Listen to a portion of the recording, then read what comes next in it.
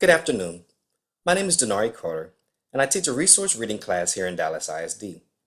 As a resource teacher, my job is to teach a group of students to find value in a subject that has shown them frustration throughout their elementary and secondary years.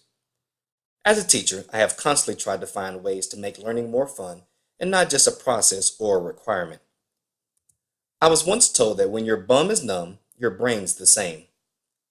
With our classes lasting for an hour and a half, it is impossible to expect students to sit down the entire class. We call that a red light classroom. The focus of today is to turn red light teachers or a red light classroom into a green light teacher or a green light classroom. What I've learned is a more powerful mean of getting the classroom moving is to bring physicality into the teaching process itself, making sure students never get to the point of needing to stand and stretch, but instead incorporating into the lesson itself. While red light teachers only describe key ideas verbally, green light teachers know that verbal recall on its own can be a challenge for many learners. Instead, they find as many opportunities as possible to allow students to physically engage with their learning process. Take, for instance, vocabulary. Within a red light classroom, traditionally, students are just presented with a list of spelling words at the beginning of the week. The teacher then presents a lesson on the spelling pattern.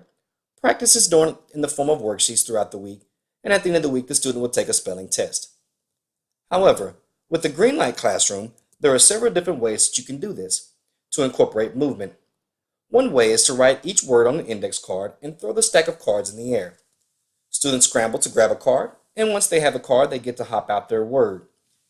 After each student hops out his or her word, the class praises the student and the spelling pattern for the week naturally shows up as each student hops out their word. In addition to that, with me knowing my classroom and knowing my students tend to be a little bit more competitive, so they look for things that are going to give them the opportunity to compete against each other. So therefore, I've taken this same concept and moved it a little bit further into the form of a game. The first thing to do when you're introducing HopSkotch vocabulary is to set the students up for success by introducing and giving all the instructions of the game. What I'm going to do is you're only doing those 5 words. If I give you the definition, I need you to tell me the word. If I give you the word, I need you to give me the definition. If I got that part. In order to choose, you have to push the buzzer. Juan Pablo, push your buzzer first. Push it. No, Chapo, push yours. All right. Whoever pushed the button first, they get to choose. If you get the word right or the definition right, that's 1 point. If you spell it correctly, that's another point. When you're spelling on the mat, 1 foot has to be on the mat at all times. I got that. 1 foot has to be on the mat at all times. Everyone on your team has to say whatever letter that you're standing on. So if we're spelling the word just, once you step on J, everyone on your team needs to say J. If you step on the next word of you, everyone needs to say you. That way we can all practice saying the word at the same time. Have I got it? 1 foot has to be on the mat at all times. 1 foot has to be on the mat at all times. So it'd be like this. Why would you jump? Why would you just? You can just put 1 foot.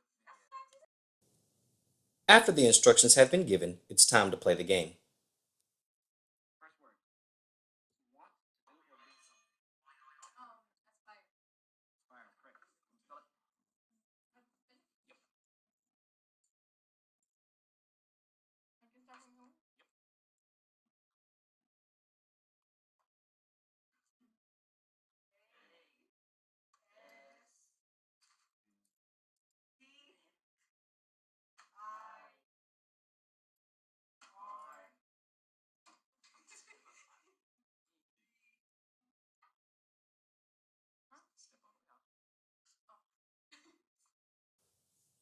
It is important to realize that there will be some mistakes that are made.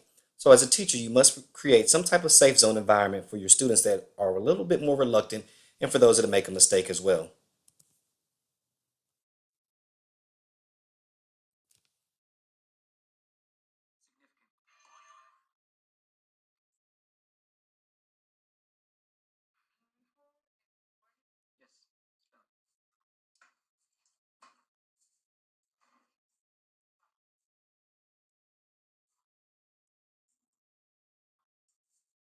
Yes.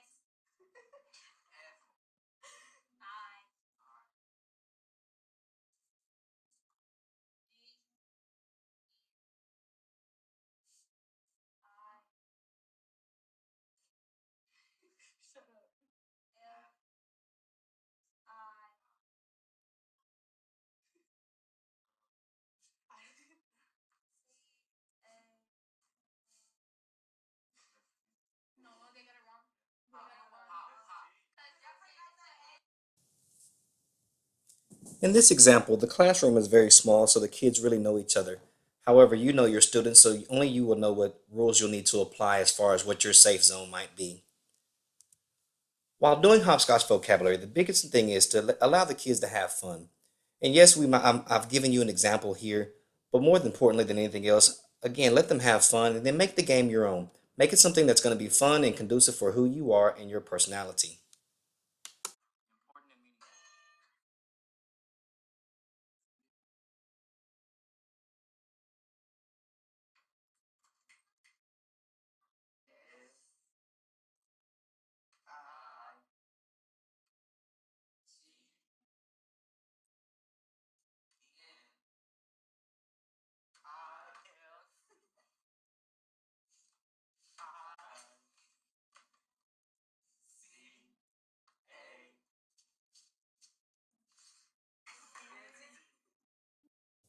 In this spelling lesson, students were learning the content through muscle movement. With vocabulary, at a first glance, the topic itself doesn't seem to naturally lead itself to movement. That will certainly be the case in many teaching situations. The content doesn't appear to be one where movement is a strategy that most teachers would consider using.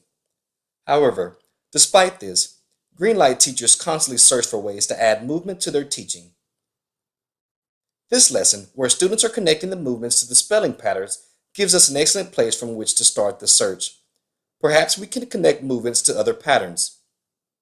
Can you think of more?